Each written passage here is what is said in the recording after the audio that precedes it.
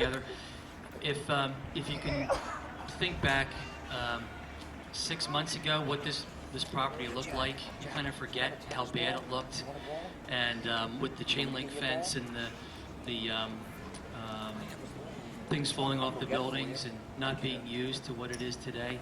And I like the phrase 65 cents on the dollar, because that's what we did this for, 65 cents on the dollar. And so we've added $2.5 million worth of assets to the borough with these 3 buildings. As you remember, the cabin was deplorable, infested with animals, ready to be knocked down.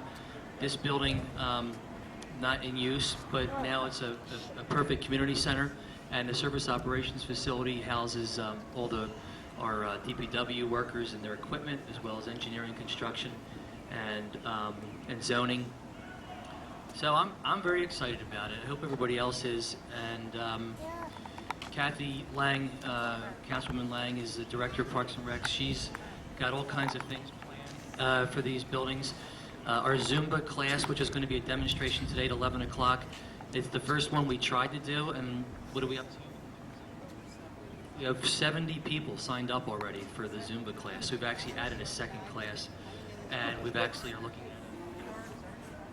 at another 6-week class. So these are truly revenue generators for the borough. They will make more money than they cost us to build, and by the operations moving next door, we now have opened up 6.32 acres of land to be developed and create $12 million of ratables for the borough. So it's really good times in terms of just planning and making sure that our taxes are controlled. And the governing body announced on Tuesday that we are projecting a 0.4% reduction in property taxes this year. It would be, yep, we can clap for that, right?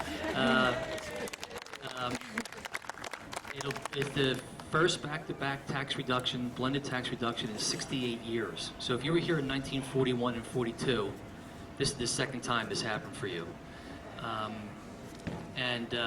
You know, we are waiting for the county number to come in, but we feel pretty good that the county is going to be at that percentage or less. If they come in less, the decrease will be more than 0.4%. So that's how it's going to work. The school budget passed at a 2.48% increase, which I didn't say before the vote, but I'll say it now. I thought it was a good budget that they put out there.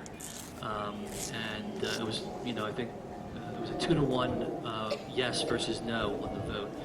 Next year is going to be a challenge for the school district, so that's what we have to keep an eye on for next year. Anyway, I want to thank Rose Fitzgerald, Council President, Ed Forte, Dan Haggerty,